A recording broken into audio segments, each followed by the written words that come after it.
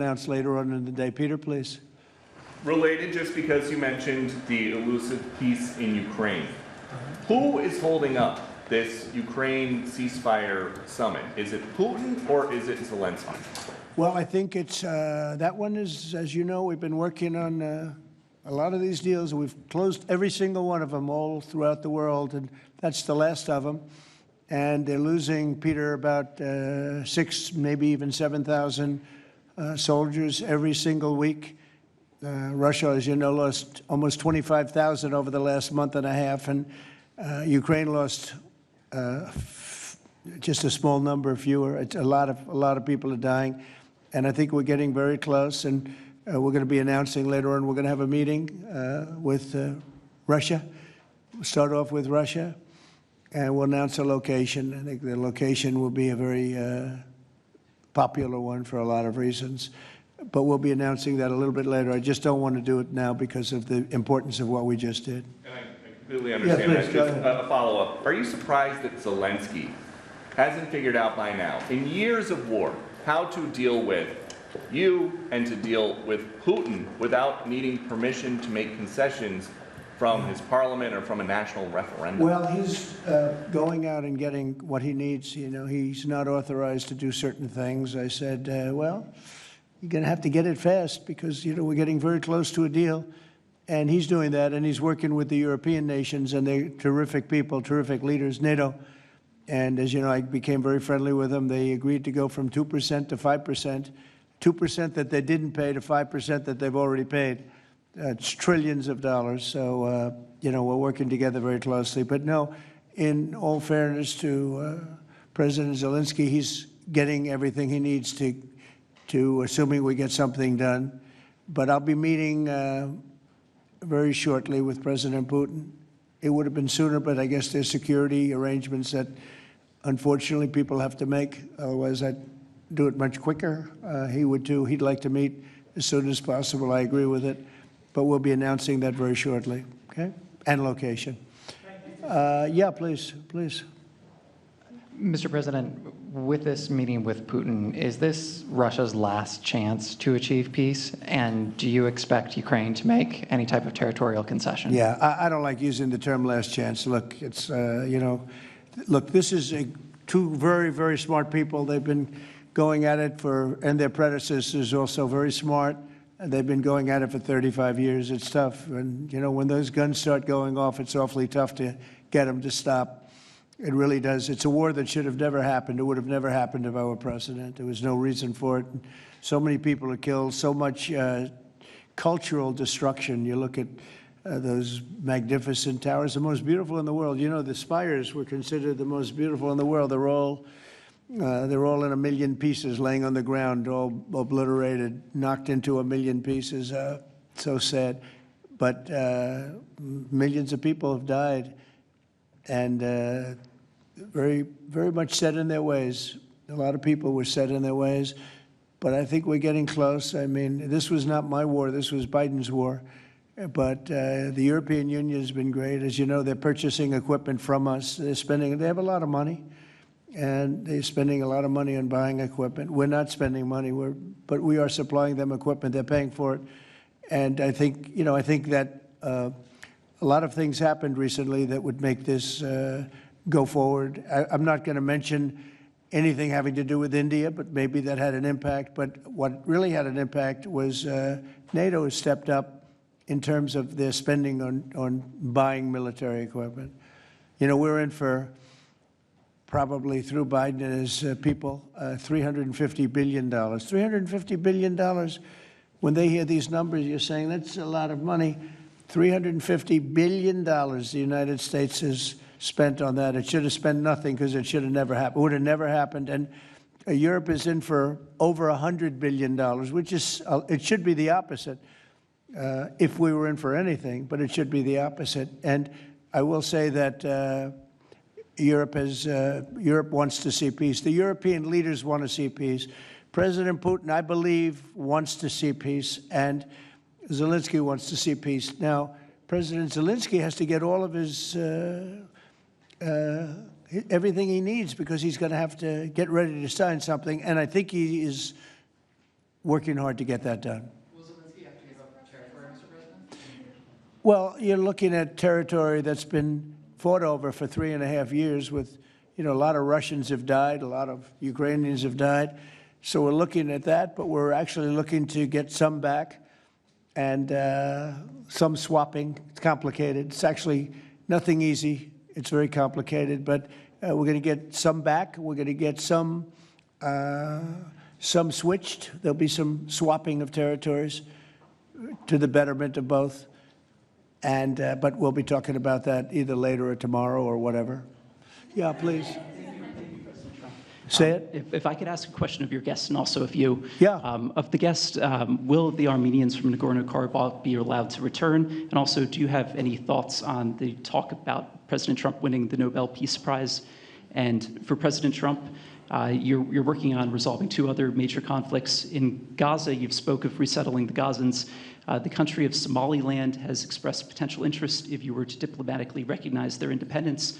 Are you inclined to do so? And also, did President Putin present an award to Mr. Witkoff during their recent visit? He likes Mr. Witkoff, I can tell you that. That's true. Please, go ahead. I think President Trump deserved to have a Nobel Peace Prize, and we will defend that, and we will promote for that, and that's obvious. So, and today's event, I think, is a very bright expression of that, and hopefully you will invite us to front row. You'll be front row. yeah. Thank you very much. We are in favor. Thank you. Thank you. Can I have a suggestion? Yes. So maybe we agree with Prime Minister Pashinyan to send a joint appeal to Nobel Committee to award President Trump with the Nobel Peace Prize, because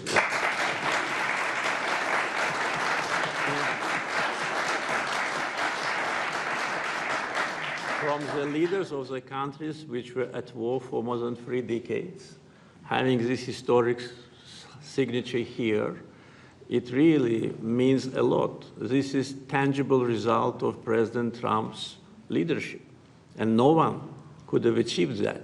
There have been many presidents here since beginning of 90s, and the so-called Minsk process, which, by the way, today we put an end to with my Armenian colleague, started in 1992. So negotiation under the auspices of OSCE continued for more than 3 decades without any result. So who, if not President Trump, deserves the Nobel Peace Prize? I don't want to go into the history of some very strange decisions of the Nobel Peace Committee to award the prize for someone who didn't do anything at all. But President Trump in 6 months did miracle. So I think that my Armenian colleague will support it, and judging by the reaction of the audience, I think as soon as we come back, we will agree to issue a joint letter. And hopefully, and I also join when President is awarded, we hope that he will invite us to the ceremony. You certainly will be. Thank you very much. Do we have draft to sign now? Well, we'll see what happens. We already It's like early. to sign. Thank you very much. It's very nice. We're looking into that right now. Good question, actually, and another complex one, as you know, but we're working on that right now. Somaliland. Mr. President, thank you so much. I wanted to ask you, have you spoken to Russian President Putin yet, and would you go to Russia or Ukraine, and what exactly would you say We'll to be him? announcing a location in maybe a little while, and I think you'll be very happy. We'll see what happens, right? All we can do is do our best. We've been working on this one for a long time. This is a very complicated one also. This was extremely complicated, but we made it less complicated, and we had 2 very brilliant people on my right and my left. They understood what was at stake. I think if it didn't get done now, it might have never gotten done. So this is the same, very similar with Ukraine. It became more and more complicated as time went on. It was simple at the beginning. It wasn't going to happen. but it became more and more complicated. But I think we're getting close. Yes, ma'am. Yes, go ahead, please. Could the location for the summit be Italy? Location, Oh. Italy. I will give it to you very soon. Honestly, I don't want to do anything. These guys, I don't want to do anything where that's like, because this is a bigger story than a location. A location's good. I'm a real estate person. I know about a location. But there's nothing to compete with this in terms of what we're doing today. It's just such a great achievement for these two. Really, they'll go down as great leaders for what they did. I put them together, but what they have been able, and I don't want to do anything. So we'll talk about it later. Today, we'll give you a location today. Cartels, too. You were talking about sending military forces to fight against the drug cartels in Latin America. Do you think it's worth sending our forces, our U.S. forces there to take this on? Cartels where? Central Latin America. Well, Latin America's got a lot of cartels. They've got a lot of drugs flowing. So, we want to protect our country. We have to protect our country. We haven't been doing it for 4 years. And we love this country like they love their countries. We have to protect our country. So, we're playing a tough game, but we'll have more to say about that soon. Yes, ma'am. Mr. President, I'm Musala from Azerbaijan News Agency Report. So we are grateful to be here. Today you host a truly historic meeting. As a person who values diplomacy and global interaction, do you consider the possibility to visiting Azerbaijan? Actually, you mentioned Azerbaijan and Armenia after this meeting. Well, To visit our countries, do you consider to visit? Wow. which one do I consider better? Yes. Oh, I think if I ever said that you would say, this guy couldn't have solved the problem. You know what? I consider them both great, okay? And you know what? They're going to be even greater. But and they're very different in many ways, but they have a lot in common. But they're both great as far as I'm concerned. Yeah, please. It's an interesting question, right? That would have been a hell of an answer if I said, well, I think I like this one or that one. No, we don't do that. Go ahead, please. Mr. President, first of all, thank you for bringing peace to South Caucasus, something that no one has been able to achieve in 35 years. Thank you. That's number one. We also noticed that you think highly of the commitments that the sides have taken on and assumed.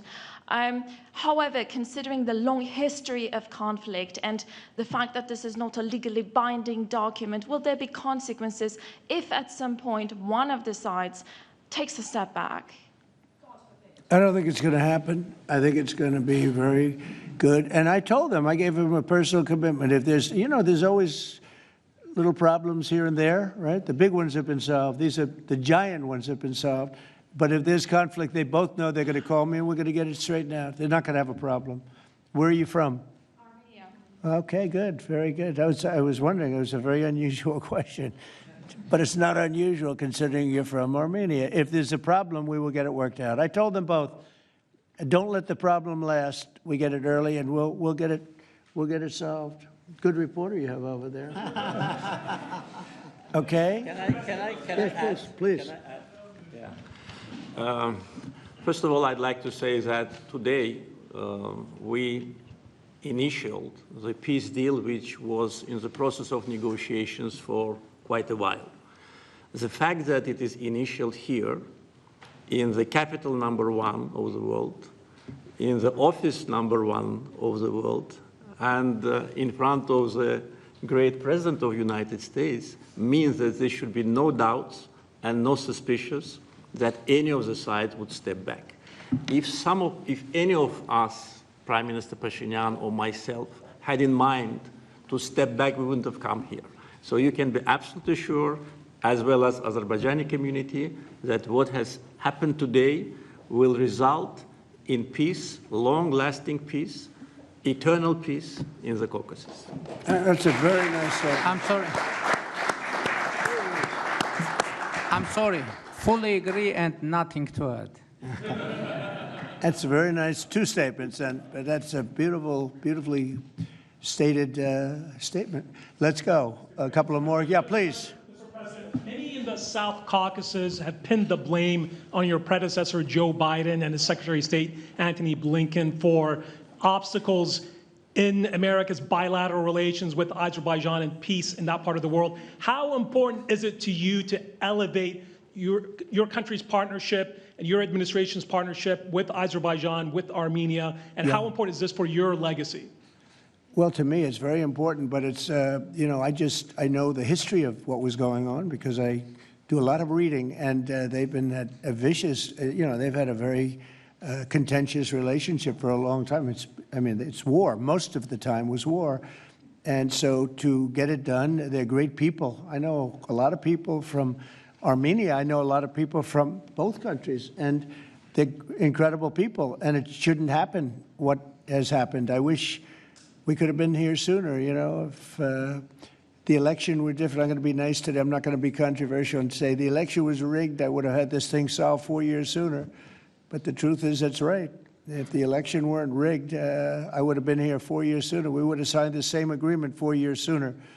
But it didn't happen, and the Biden administration did really very little, actually nothing, to get it done. But they did nothing to get really anything done. It was this country was in very serious shape. And I say it over and over again. I met all the leaders of NATO. I went, as you know, to the Middle East. I was with the King of Saudi Arabia, the leaders of great countries, right? Qatar and UAE and others in the Middle East. And everyone essentially said the same thing. We had a dead country 1 year ago. We had a dead country. Our country was dying. And now we have the hottest country anywhere in the world. It's not even close. We have the hottest country in the world. And it's an honor to use that, if you call it power or respect or whatever it is, to settle wars like we have right here to my left and my right. And these two guys are very smart. I got to know them, and they're very smart. They're not going to, I don't think they're going to ever have to bother with me. They may call me just to bug me a little bit. Let me put them to a test, and they'll call because they like to call me. But they're not going to have any problem. We have a very comprehensive agreement. It's a peace agreement. And this isn't ceasefire. This isn't we'll hold off. This is a peace agreement. And they're going to end up doing a lot of business with each other. They're going to do a lot of business with the United States. And I'm going to always remember, at least during the time that I'm here, I'm going to remember how smart they were, how good they were.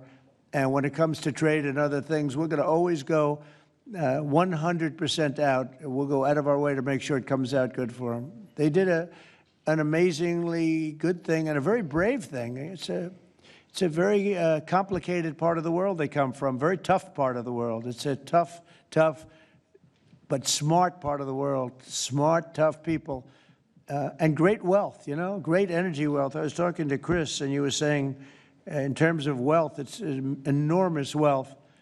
But wealth doesn't often solve problems. It takes other things. But they're amazing, two amazing leaders, and it's an honor to be associated with them.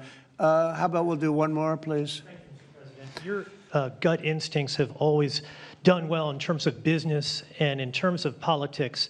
What does your gut tell you as it relates to the possibility of an event like this in the next few weeks, the next few months, in which you have President Putin on one side and President Zelenskyy on your other side? I think my instinct really tells me that we have a shot at it, okay? And you'll find that out later on, and maybe even today, but we have a shot at it. Look, it's got to be solved. We're not losing people. A lot of people say, why are you bothering? We're not losing people. We were spending hundreds of billions of dollars. Now we're spending nothing. We're spending no money. I guess we're making money because, we're great. We have the best military equipment in the world. We're selling it to NATO. But you're losing thousands of people a week, Russians and Ukrainians mostly soldiers, but, missiles are lobbed into cities and towns, Kiev, lots of places. You've been reading the same stories that I've been reading, and we got to get it solved. The Norwegian Nobel Committee will make their announcement as it relates to this year's Nobel Peace Prize on October the 10th, Friday, October the 10th. Is that date circled on your calendar, Mr. President? I can't say. I mean, a lot of people say, no matter what I did, because, I'm of a certain persuasion, no matter what I do, they won't give it. And I'm not politicking for it. I have a lot of people that are. I know. I mean, I read the same things as you do. but it would be a great honor, certainly, but I would never politic. I'm not doing it for that. I'm doing it because of, I really, number one, I want to save lives. That's why I'm involved so much with Ukraine and Russia. It's saving lives of Russians and Ukrainians. It's not American lives. Now, I would say this, that war could have escalated in something much, that could have been a world war. I think if we didn't come, Ukraine-Russia would have ended up being a world war. And I stopped that. That stopped. Now, the only question is, when is it going to be settled? And it could be very soon. But when is it going to be? But that would have been a world war. If I didn't come along with a very talented group of people sitting largely right here, but there are others not in the room that are very talented, I think Russia, Ukraine would have had a very, very high degree, I think even probably would have ended up being in a world war. I don't think people talk about that now because they don't see it anymore, but we've brought it down a long way. But that was getting to a point. When I first came in, I said, wow, this thing is really bad. And it could have escalated to a level that you people would have been very unhappy with. Yeah. Your predecessor, Mr. President, President Ronald Reagan, had a phrase as it relates to dealing with the then Soviet Union and also Mikhail Gorbachev. The phrase was trust but verify. Do you subscribe to that same view as it relates to Mr. Putin and Russia? Well, I do, relating to everybody. I mean, not just President Putin, but also people and leaders that I deal with. Look, I'm dealing with trade. And some of the worst deals we made, some of the worst trade deals we have, I talk about friend and foe, right? Friend and foe, two interesting words. Some of our worst trade deals were not with the foe, they were with the friends. Our friends were just killing us on trade. Not anymore. Not anymore. We're taking in trillions of dollars, and we're respected. And we're settling, through trade, even a little bit here, less here than on some, but through trade, I got things settled. With India, Pakistan, I think it was trade more than any other reason. That's how I got involved. I said, I don't want to be dealing with countries that are trying to blow up themselves and maybe the world. They're nuclear nations. That was a big one. Getting that one settled, I think you'd agree. That was a big one. And they were going at it. They were shooting airplanes out of the sky. 5 or 6 planes got shot down in their last little skirmish, and then it was going to escalate from there. And they could have gotten to be very, very bad.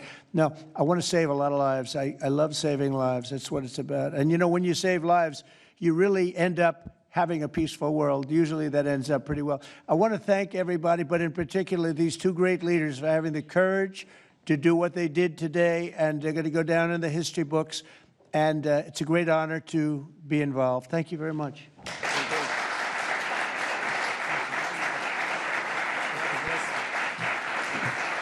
Thank you.